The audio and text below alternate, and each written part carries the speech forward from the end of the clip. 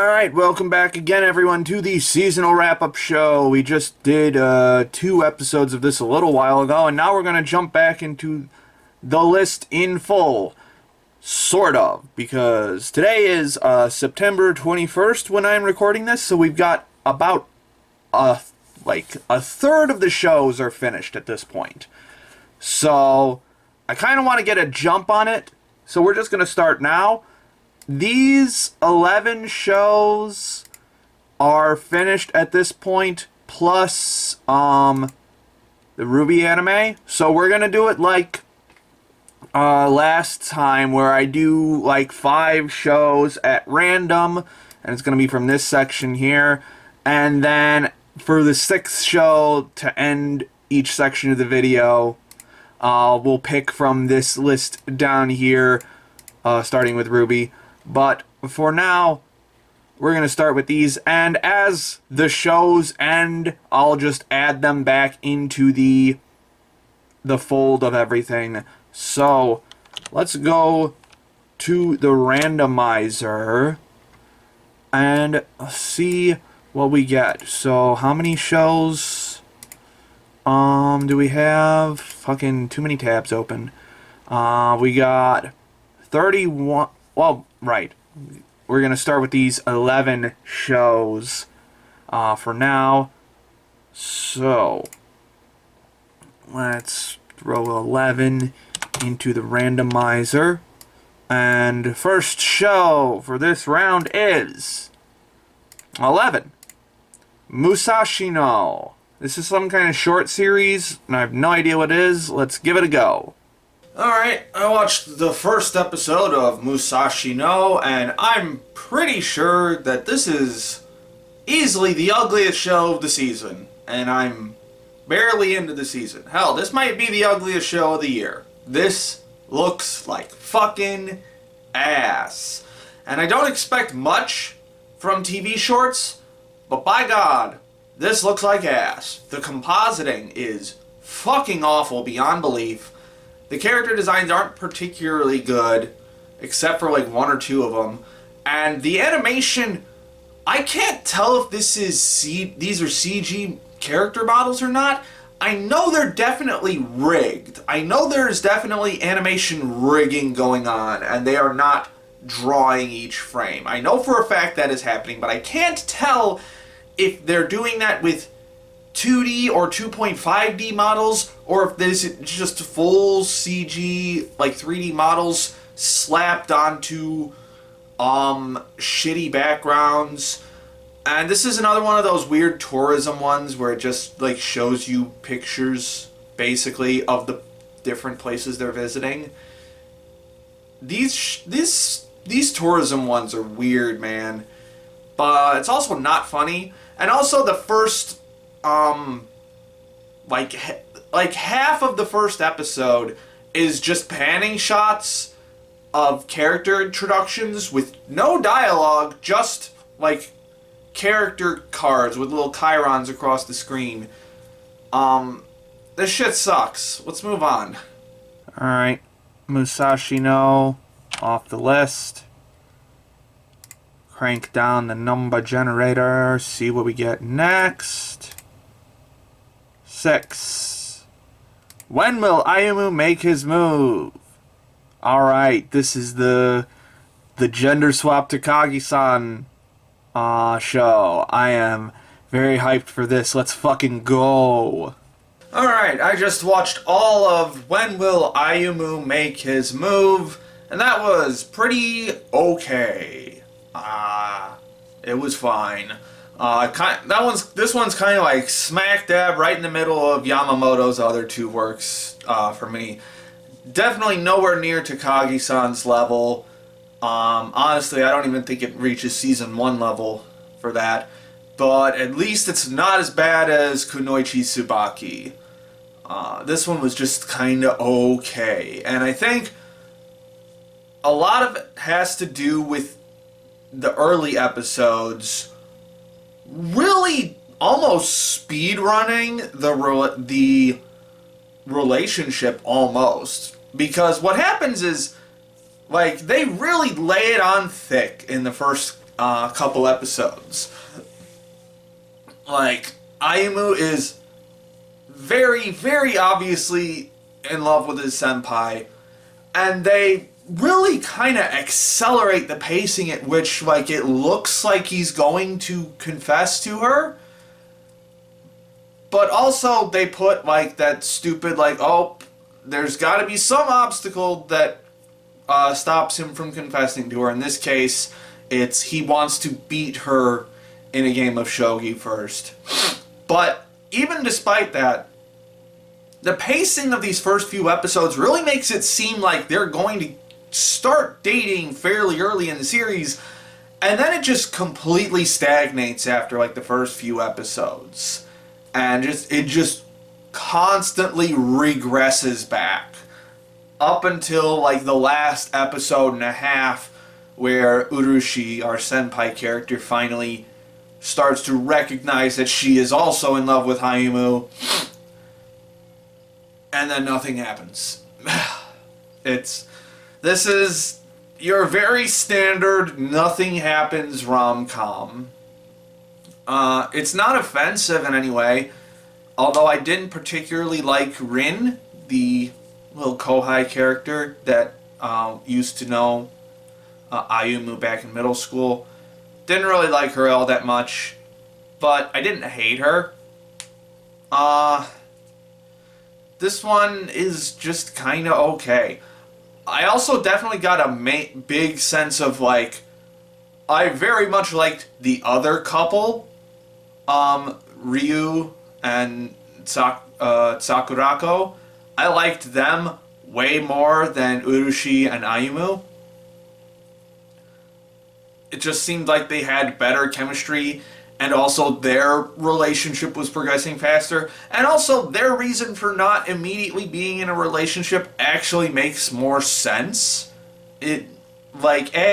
Sakurako doesn't even know what love is supposed to feel like, and I guess Urushi does to some degree, but also she is very, very clearly in love with Ayumu, as opposed to Sakurako just being very calm and collected and not really expressing that much emotion until Ryu explains to her what being in love feels like, and then immediately she's like, oh, okay, I'm in love with this guy. Cool. And I know they're probably going to, like, pull a gotcha if this ever gets a season 2, or they probably already pulled a gotcha in the manga, but at the very end of this, in episode 12 at some point, it looks like she's about to kiss him, and I really hope they don't flip that at the end of this, and I hope that they just be like, yeah, they just kissed off screen or something. I don't know what happens in the manga. I don't particularly care about the manga, although I will say the manga designs are really cool. Not to say that the anime designs aren't. The anime is pretty solid. I would say the anime looks better than Season 1 of Takagi-san. Not better than Seasons 2 or 3, though. It's, like, right in the middle of those two. Really strong character designs, especially Urushi is very cute. Really liked her design. Although, I also generally don't like the type of design, Ayumu's type of design. It's the same kind of design as the guy from Aharen-san. I don't find it a particularly interesting design, so didn't do much for me there. I liked Ryu Takaru. I think that's what I keep. I think is whatever. The other guy's design, I liked him a lot better. He's got a little bit more of a punkish kind of design. Also, the music really carries a lot of this show. Like, there are these big emotional swells that pop up every now and then, and it's like, damn, you're working hard for some mid. But that really is how it is, though. Like, this is just a very okay, totally inoffensive, but not all that intriguing rom-com with some good character designs. Also, there was a pretty decent animation cut at the end of episode 8, but aside from that, really nothing stood out. So let's figure out where to put this on the list. Alright, Ayumu is done, and we're going to put it right here under Fate Grand Carnival, and you get a decent 6. That was okay. Alright. Continuing on with this little batch of stuff that we have up here. Let's see what the next one we get is 6. Smile of the Arsnotoria. I have heard 0 people talk about this anime. Let's see what it is. Alright, I got through like a third of the first episode of this show. This sucks. And apparently this is also an adaptation of a mobile game, so apparently I missed just skipping over it, as I mentioned in my cyberpunk discussion from the previous part. Normally I just skip adaptations of video games because they're usually bad. And this is a good example of why. It really splits the difference. Not splits the difference. It goes to the opposite extremes of explaining what the fuck is happening within like minutes of each other. Like, first it goes all in on just not explaining shit at all, which is fine for a little while, but eventually you gotta wonder what the fuck is happening. Why are we here? How does all this shit function? What is this? And it doesn't have to like info dump it all at once. You can just like drop little nuggets of it here and there instead of doing what it immediately does after like the first 6 or 7 minutes, where it just launches into fucking exposition, like a minute-long exposition. This sucks. Also, the characters suck. The dialogue is not fun or interesting or anything. It's just tedious and boring. I will admit the opening scene was very ambitious in terms of animation and cinematography. Not very competent at it. Had a lot of flaws with the execution of these particular cuts, but I can definitely say it was ambitious. Before immediately dumping all of that ambition and just going to some really awkward still shots of everything. Also, there's a lot of very awkward negative space in this show. It's just very weirdly shot. So we're just gonna move on now. All right, take this shit off the list. Moving on. Crank this down. What do we get next? 6. Prima Doll. This is the new Key show, isn't it? Let's take a look and see what it do. Alright, I got through about a little over 4 episodes of Prima Doll. I wanted to like this one because there's a lot of cool ideas behind it. Like, it's basically robots with PTSD in a post-war pseudo historical fiction setting. And that's just kind of cool, like exploring A, PTSD, and B, AI consciousness, and combining those two things makes for a lot of interesting ideas. And at their core, the episode ideas are interesting. Like,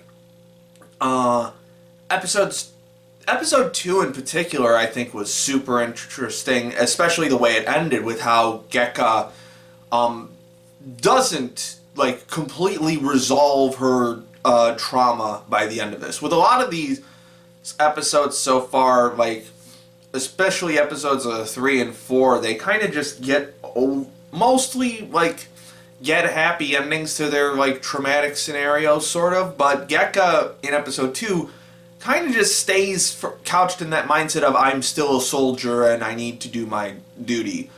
So at the core, these episodic stories are interesting, but the writing is just so not good. It's very rushed. They are trying to cram so much into single episodes, not in terms of like concept, really, but just in terms of the amount of fucking dialogue they try to cram in. These characters talk so damn fast because they're trying to say so damn much that the acting just becomes awful. And I don't know, I didn't look into who the voice actresses were behind these characters, so I can't say whether they're like popular voice actresses or not. So I'm just gonna go ahead and chalk it up to like directorial interference, because this is also very much a scripting issue. Even if they were like top tier voice actresses, I don't think they could make these lines sound good saying them this fast. This show is in desperate need of an editor. Which kind of tracks with Key. This is a Key visual arts anime, though Jun Maeda is absent from this production. Even without him, it still has a lot of the very obvious Key tropes, especially in terms of like the emotional side of it. Again, trauma, PTSD, and cute anime girls. That's kind of the key. That's trauma and cute anime girls is basically the Key formula. If you're not, Key is like Clanad, Angel Beats, Little Busters, Rewrite, fucking Canon, Air, all of those shows. Anything that was in Kakinato, basically. So, yeah, the writing is just not good for this show. And the animation's kind of real hit and miss. This is a very polished looking show. There's nothing particularly incompetent about it, except for the overall design sense, because this show is way too busy looking. There is way too many conflicting minor details. The character designs are way too complex. The environments are too complex in very weird ways. There's just too much going on screen a lot of the times. Not in an animation sense, just in a set design sense. And I just don't like the design sense behind this series. It's not good. It very much needed to be a bit simpler. So yeah, wanted to like this show, but yeah, I'm just gonna power down on it for now. Maybe I'll get another show like this at some point in the future. Alright, Prima Doll is off the list, and it's been a couple days, so most of the shows from the summer season are just about over. I think we're down to around here now, plus most of our end cap shows. So we've got 22 we're going to feed into the randomizer now. Let's see what it gives us. 14. Shoot! Goal to the Future. Apparently some kind of sports show, probably. Let's try it out. Holy shit, that was fucking awful. I watched about 6.5 minutes of Shoot! Goal to the Future, and I hated every fucking second of it. This is dog shit.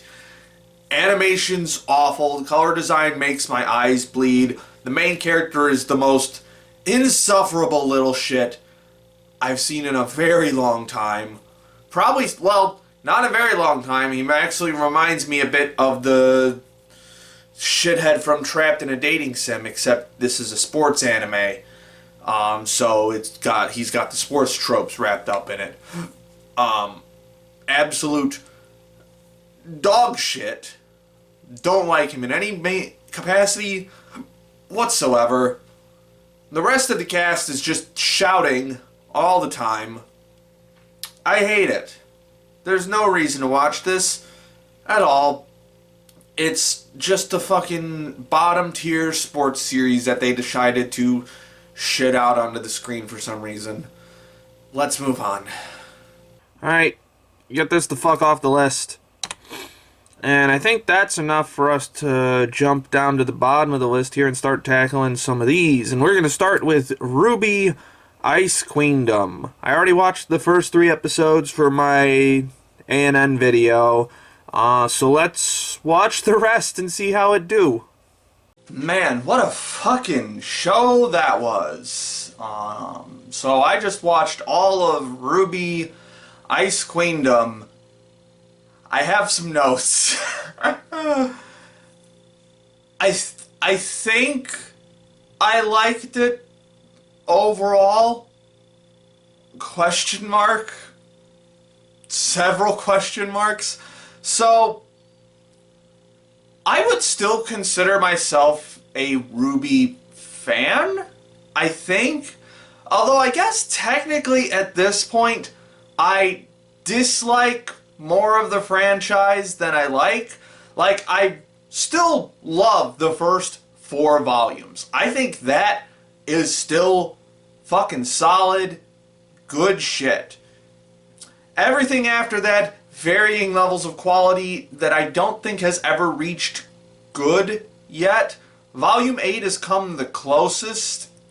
Just go watch my RWBY video on ANN if you want to refresh what I think about RWBY, or watch the literal hours of content that I've made about RWBY at this point. Like, I have a 3-part trilogy of RWBY analysis that's like an hour and a half long that still one of my favorite.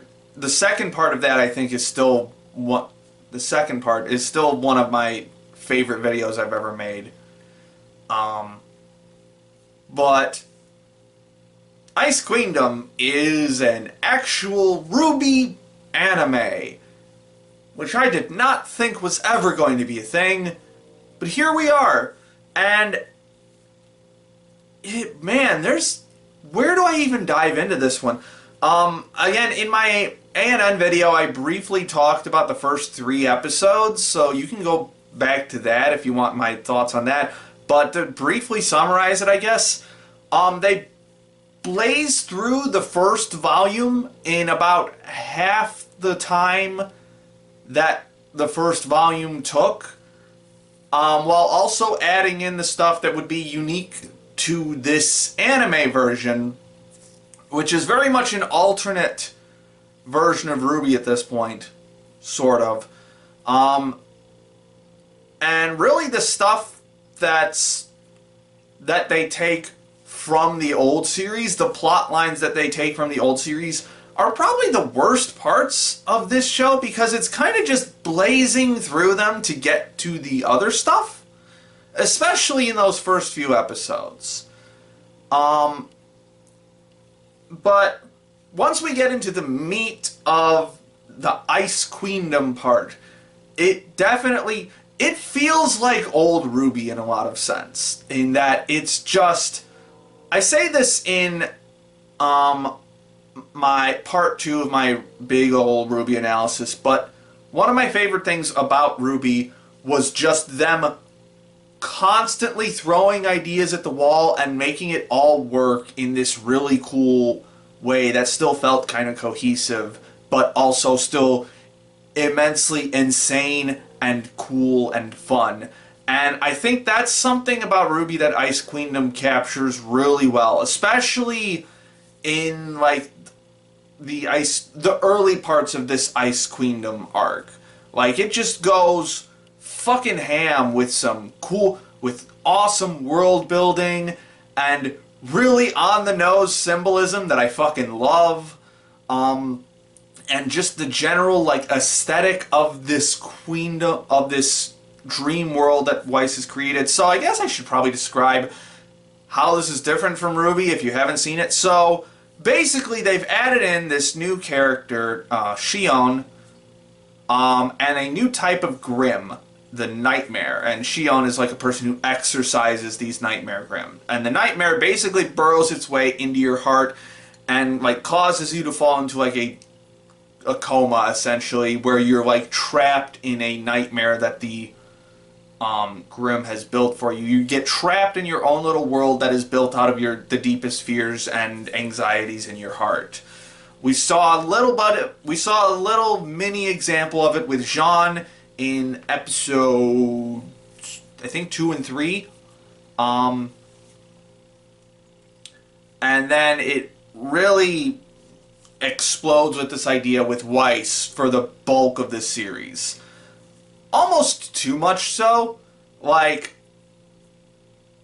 I guess in hindsight, if I were to rewatch this again, I wouldn't feel this, but there was definitely a sense of, oh, is the climax happening now? No? Okay, is it now? No? Is it now? Okay, is this gotta be it. It felt very Return of the King-ish, in a sense, except instead of like the ending, it's like the climax ending that feels like drawn out and like it's happening multiple times. But also I think that also allowed them to just come up with these really fucking cool ideas and stuff. Just, again, just going back to what I was saying earlier, the really weird, insano ideas that they come up with, like, the fact that Weiss keeps all of the silly people, like, locked up in her brain so that she doesn't, in a jail in her brain, so that she doesn't have to deal with them. That's fucking hilarious and very on brand for Weiss. This kingdom that she's constructed for herself, that's basically just her father and the legacy of her family bearing down on her. I really liked the idea of that. Also, this show made me realize something about original RWBY that just went completely over my head. So, in the original RWBY, Klein is this character who is a butler at Weiss's mansion. And in the original show, he has multiple personality disorder. Like, he very quickly shifts between different personalities. And in Ice Queendom, he's actually divided up into different characters because of that multiple personality. And in Weiss Queendom, these different characters have different, like, adjectives pinned to them. There's, like, Grumpy Klein, and Bashful Klein, and Dopey Klein. And when we hit, I think Dopey Klein was the second one to show up. And when we hit Dopey Klein, I was like, holy shit, Klein is based on the Seven Dwarves because Weiss is based on Snow White. So, like, this show had to be even more on the nose with its symbolism for me to get to that point. That's not a knock against old RWBY for being obtuse, but I do like that I now understand that part of Klein's character. I very much enjoyed that. That was really fun.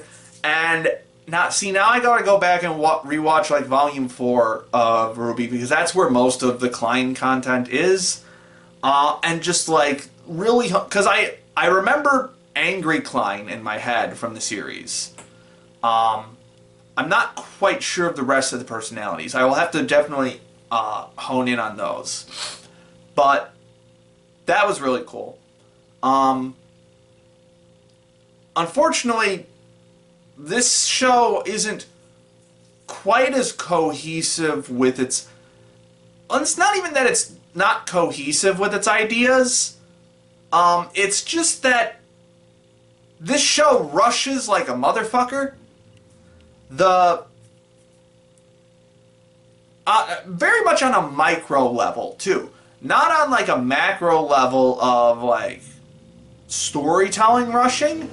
It rushes on, like, a micro pacing level on, like, oh shit, oh this is happening now. Just the cuts, the editing and the cuts in this show are fucking awful. This is such a horribly edited show that it gives me, like, a migraine to watch it sometimes. Like, and I can't be the only one who notices this. Like, maybe people don't, like, because I've seen hardly anyone discuss this show because I don't think anyone gives a shit except for RWBY fans. But yeah, this is just a really poorly edited show. That it's just so... It cuts very tiny bits of movement, very tiny bits of dialogue that would, like, help ease you into other situations more, and it just feels very jarring and jagged and unpleasant a lot of the time. So that's kind of a big downside to this one. I'm starting to lose track of all of the ideas of how about this show. This might have to be like a full video at some point, because there is a lot to go in detail about with this one. Like I didn't even get to like one of the coolest parts of the show, where it's just like where Blake willingly infects herself with a nightmare to Grimm so that she can fight Weiss, or Nega Weiss in the in her dreamscape. That was fucking cool. Loved that. Oh, that's another thing. I mostly loved that because anytime RWBY comes back to the Faunus subplot, it gets a little iffy depending on your political persuasion, because personally, I think the people behind RWBY are a little too neoliberal for the kind of story that they're writing. They are a little too both sidesy, in my opinion. And it almost led me to think that Weiss wasn't even going to learn a lesson from this entire encounter in regards to the Faunus, because they put that off for a real long fucking time, like all the way into like the very last epilogue-ish episode. And I think she did. The show says she did. So I'm gonna trust that she did, even though I have made it a point in the past to say that just because RWBY says that something is true does not necessarily mean that it's true. See my A&N video for that. But yeah, this show also drifts a little too much into that both sidesy narrative, and like, obviously, yes, the White Fang is bad, but there is also a side that is very clearly more bad. That this point has been discussed to death, I imagine, within RWBY fans. So let's move on from that into another very complicated subject to talk about with the show, which is the visual presentation. Because that fucking editing comes back in the worst possible ways with that. Because there's just... This show is unreadable a lot of the time because of the editing. Especially, like, I don't think this show has good action directing at all. I think it has really good action cuts. I think it has really good action animation. Sometimes the storyboards look really cool, but in terms of action directing, like the overall flow of the fight, how the fight progresses, all of that, garbo. It's really not good. Especially when you compare it to, well, Montiome action directing. But, man, some of the cuts in this are just really fucking cool, too. Like, there's this one shot of, like, Yang, like, jumping up with her motorcycle, and it just goes full, like, I can only describe it as, like, the WebGen aesthetic, where it just goes full, like, pain in between frames from Naruto Shippuden. You know what I'm talking about. It does that, not quite as extreme as that, but it definitely reminded me of that, and it looked so fucking cool, and it was one of the few times where the color design in the show actually looked really good, and just the impact of it, and then it, after that cut finishes, it's like a hard cut to a close-up of the standard character design for Yang, and it's just so fucking jarring, because the character designs for this fucking suck. These are bad.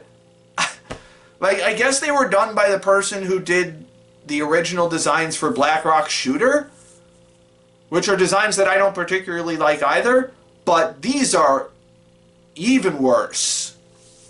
They're inflexible, they're overly detailed in the wrong places, and they just cannot be kept on model in the normal, in like the standard scenes to save their fucking lives. Like, I'm fine with them going off model in the fucking, in like cool action cuts or more interesting character acting animation, but when it's just a still shot, this show can look real fucking ugly. And like, people were saying as the show went on that it started to melt and the production started to collapse in the last couple episodes, and I was like, you can't really collapse if it wasn't built up in the first place.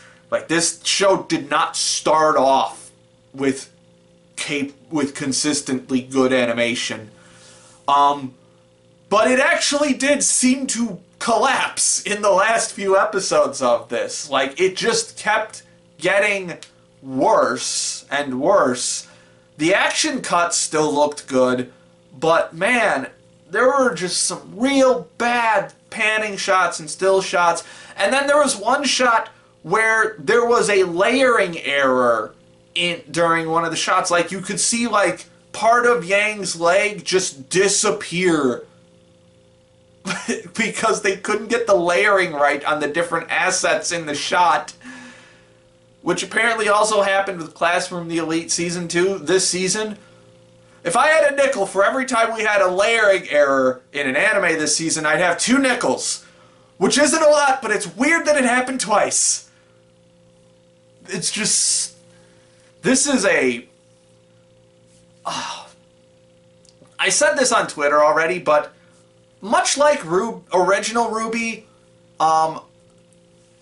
Ice Queendom is a show filled with really cool ideas and mold-breaking techniques. Like, especially in, like, I will give credit for them trying with the cinematography. There aren't a lot of shots in this show that look boring. There are some. There are definitely some. But a lot of the time, they really do try to make something look interesting. Most of the time, it's with split-screen techniques that vary in quality. But they do try. They really do.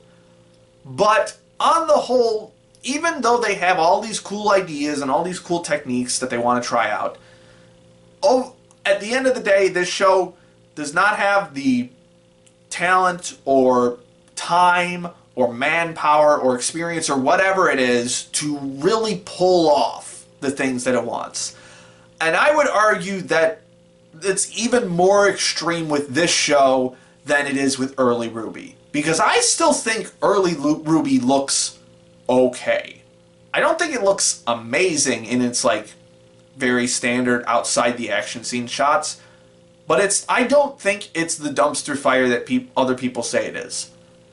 This is what people who talk about early RWBY who don't like early RWBY looks like. So you're really just left with whether the ideas grabbed you or not, and whether the specific action cuts and animation pieces grabbed you or not. And on the whole, they kind of did for me, I think. But I would really struggle to recommend this. Because I don't think people who don't like RWBY could watch this. I don't think they could. A, because it's so couched, a lot of the early episodes are couched in you understanding RWBY already. But B, it's just more RWBY. So, if you didn't like RWBY, I don't think you're gonna like this. And if you did like RWBY, I think you will like this. I can't in good conscience give this a good score, like a wholly positive score, because I don't think this is a good show. I think it's a watchable show. I had a hell of a fun time watching it. But there's so much of it that I didn't like. And there's so much wrong with the production that it's real hard for me to recommend this. Like, even on the sound end, it's still RWBY. Like, they got voice cord to do the OP. They did the OPs for all of the Princess Principal stuff, and they did a bunch of insert songs too. And I swear to God, the first time an insert song came up, I was like, wait, did they actually get Casey Lee Williams to do a song? But no, that's just what the singer just sounds a lot like Casey Lee Williams. So even on that end, they're mimicking the Jeff Williams like soundtrack style. So it's just more RWBY. I'll say this, I think I like this more than volumes 5 through 7. I think I could say that. I think if this arrived at a more solid conclusion for Weiss's character, because it really rushes her conclusion, I think is the big issue for me. It really rushes that conclusion.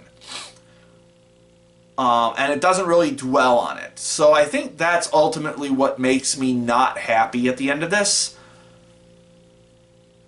But I kind of enjoyed a large chunk of my viewing here.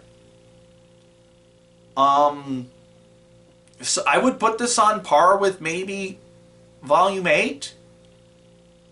Maybe a little higher?